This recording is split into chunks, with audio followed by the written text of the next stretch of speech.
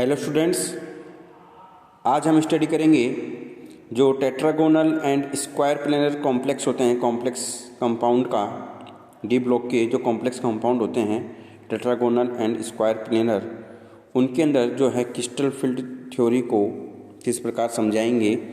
यह topic BSc third year students के लिए उपयोगी है।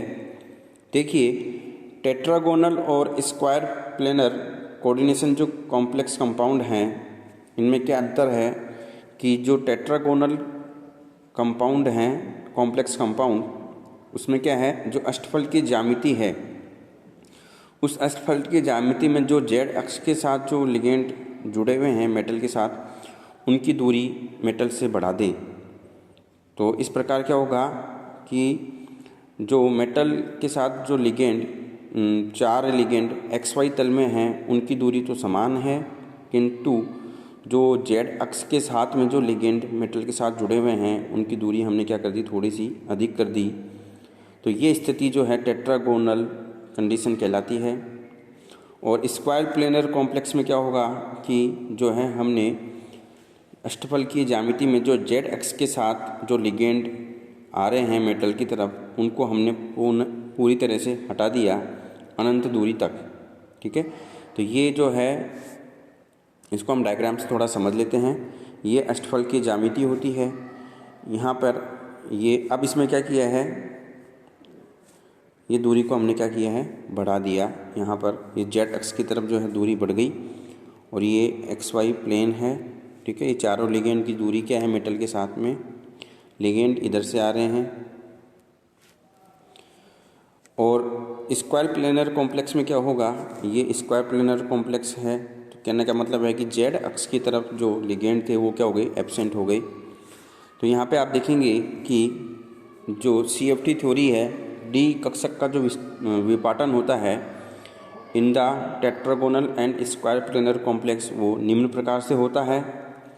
तो यहाँ पे आप देख रहे हैं कि जो टेट्रागोनल कॉम्प्लेक्स हैं, उसमें जेड अक्ष पर स्थित दो लिगेंड एवं धातु के बीच की दूरी बढ़ जाने से जेड अक्ष के साथ जो डी कक्षक जो है जेड अक्ष के साथ, जैसे कौन कौन से हैं, d x Z and D Y z तल में विद्यमान डी कक्षक अष्टफल की ज्यामिति की तुलना में कम प्रतिकर्षण अनुभव करेंगे एवं इनकी एनर्जी क्या हो जाएगी, कम हो जाएगी। तो आप यहाँ देख रहे हैं एनर्जी जो है कम हो रही है, डी जेड स्क्वायर की and D x Z and D Y z की। देखिए यहाँ पे टी2जी में कौन कौन से हैं, d x y, d x Z and d z x, d x y, d Y z and d z x, ये क्या है, टी2जी। क्योंकि जेड अक्ष के साथ दूरी बढ़ गई लिगेंड की मेटल से, इस कारण से जेड अक्ष अब जो हैं z, d x Z and D Y z, ये क्या होंगे, इनकी ऊर्जा और कम हो जाएगी। ऐसे ईजी में जो है डी जेड स्क्वायर की ऊर्जा क्या हो जाती है, कम हो जाती है। और स्क्वायर प्लेनर कॉम्प्लेक्स में क्या हो गया, स्क्वायर प्लेनर कॉम्प्लेक्स में, इसको थोड़ा सा मैं लार्ज कर देता हूँ। ये स्क्वायर प्लेनर कॉम्प्लेक्स में क्या हो गया कि आपने जेड अक्ष की तरफ से जो है लिगेंड हटा दिए, तो इसका मतलब क्या हो गया कि जेड वाले कक्षकों का स्थायित्व और बढ़ गया। और ये कौन सा है, d x square minus Y square. तो जेड वाले जो हैं कक्षक, उनका स्थायित्व जो है, उनकी ऊर्जा में कमी आ जाती है। एवं वो कौन कौन से हैं, D Z square, D x Z and D Y Z, एवं D x Y and D x Y minus Y square की ऊर्जा में क्या हो जाती है, बढ़ोतरी हो जाती है। ठीक है, तो ये था tetragonal and square planar complex में सीएफटी। अब उसके बाद हम देखते हैं सीएफएसई, क्रिस्टलीय क्षेत्र स्थायीकरण ऊर्जा। तो यहाँ पे आप देखेंगे कि जब क्रिस्टल फील्ड के अंदर जो डी कक्षकों का विपाटन होता है, तो इलेक्ट्रॉनों के विपाटित डी कक्षकों में प्रवेश करने से जो परिणामी ऊर्जा प्राप्त होती है, उसे हम क्रिस्टल क्षेत्र स्थायीकरण ऊर्जा कहते हैं। जिस कॉम्प्लेक्स कंपाउंड की सीएफएसई ज़्यादा होगी, वह अधिक स्थायी होता है। और इसे हम किस प्रकार से कैलकुलेट करते हैं, तो पहले समझते हैं अष्टफल के संकुल के लिए। तो आप यहाँ पे देख रहे हैं कि जो क्रिस्टल फील्ड स्टेबलाइजेशन एनर्जी है उसको मैंने बताया है, उसके लिए फॉर्मूला है। और इसके लिए जो है विपाटन ऊर्जा डेल्टा जीरो का अगर हम यूज करते हैं तो उसके लिए जो फॉर्मूला है आप यहाँ देख रहे हैं, पहले ये देखिए अष्टफलकीय संकुल के लिए यहाँ 0.6 डेल्टा जीरो आ रहा है EG के रेस्पेक्ट में, और T2G के रेस्पेक्ट में कितना आ रहा है 0.4 डेल्टा जीरो। तो अष्टफलकीय संकुल के लिए जो CFC आएगी वो ये निम्न फॉर्मूला है, ये फॉर्मूला आप देख रहे हैं, माइनस का 0.4। देखिए माइनस का 0.4 क्या है, क्योंकि एनर्जी कम हुई है यहाँ पर, तो माइनस का 0.4 है, इसको x से मल्टीप्लाई किया है। x क्या है यहाँ पे T2G में इलेक्ट्रॉन की संख्या। ऐसे भी 0.6 है वो प्लस में है, क्योंकि आप देख रहे हैं ऊर्जा में बढ़ोतरी हुई है, इसलिए 0.6 क्या है प्लस में, और इसको मल्टीप्लाई किया है y से। y क्या है EG कक्षक में इलेक्ट्रॉन की संख्या। एग्जाम्पल के रूप में देखते हैं हम D2 विन्यास के लिए। D2 विन्यास में आप देख रहे हैं इलेक्ट्रॉन कितने हैं 2, वो किस में जाएंगे T2G में ही जाएंगे, x में जाएंगे, ठीक है।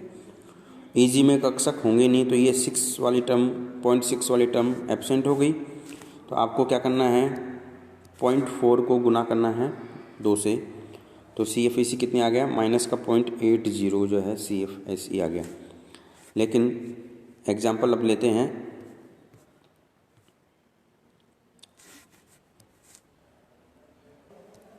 D4 का केस। अब D4 में क्या होगा, दो कंडीशंस हैं, एक तो प्रबल लिगेंड की प्रेजेंस में, एक है दुर्बल लिगेंड की प्रेजेंस में। इसको हम डायग्राम से समझते हैं। ये देखिए प्रबल लिगेंड के केस में क्या होगा, जो है D4 का मतलब है कि 4 इलेक्ट्रॉन, तो 3 इलेक्ट्रॉन तो आ गया। अब जो 4th इलेक्ट्रॉन है वो T2G में ही जा रहा है, क्योंकि ये जो विपाटन ऊर्जा है ये ज़्यादा हो गई, इसलिए T2G में ही इलेक्ट्रॉन जाता है, पेयरिंग होती है T2G के अंदर। तो T2G में कितने इलेक्ट्रॉन आ गए 4। तो आपको यहाँ पे CFSE कैसे निकालेंगे, तो EG में इलेक्ट्रॉन एब्सेंट है, तो -0.4 × 4 से कितना आ गया 1.6, और ये डेल्टा जो ब्रैकेट में था। अब यहाँ पे पेयरिंग का केस होता है, तो यहाँ पे CFSE का फॉर्मूला जो है थोड़ा चेंज हो जाएगा, और आपको यहाँ पे पेयरिंग एनर्जी को भी ऐड करना होगा। तो फॉर्मूले में क्या हो जाएगा, प्रबल लिगेंड की केस में D4 के लिए 0.4 × 4 ये कितना, और डेल्टा जीरो, तो ये मान आ जाएगा माइनस का 1.6 delta zero plus P pairing energy के लिए, ठीक है। ऐसे आप देखिए अगर दुर्बल लिगेंड है D4 के केस में, तो अब जो है एक इलेक्ट्रॉन कहाँ जाएगा EG के अंदर, यहाँ पे एक EG में इलेक्ट्रॉन जाएगा।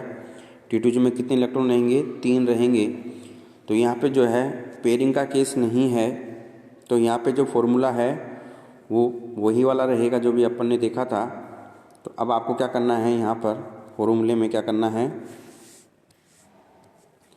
इसके अंदर x की जगह आपको मान पुट करना है 3 और y की जगह आपको मान लिखना है 1। तो जो है आंसर आएगा माइनस का 0.6 डेल्टा जीरो CFSE आ जाती है। ये टेबल है अष्टफलकीय संकुल के लिए CFSE कैलकुलेट करने की। उसके बाद में हम देखेंगे चतुष्फलकीय संकुल के लिए CFSE क्या होगा। तो यहाँ पे रिवर्स हो गया, अष्टफलकीय का रिवर्स हो गया। आप यहाँ देख रहे हैं कि अब जो है यहाँ पे EG के लिए हम क्या लेंगे माइनस का साइन लेंगे, और T2G के लिए यहाँ पे आप क्या लेंगे प्लस का साइन आएगा, ठीक है। और ये टेबल हो गई चतुष्फलकीय संकुल के लिए। और ये ध्यान रखें कि जो चतुष्फलकीय संकुल हैं उनमें केवल उच्च चक्रण संकुल ही पाए जाते हैं और निम्न चक्रीय संकुल अनुपस्थित होते हैं। Thank you.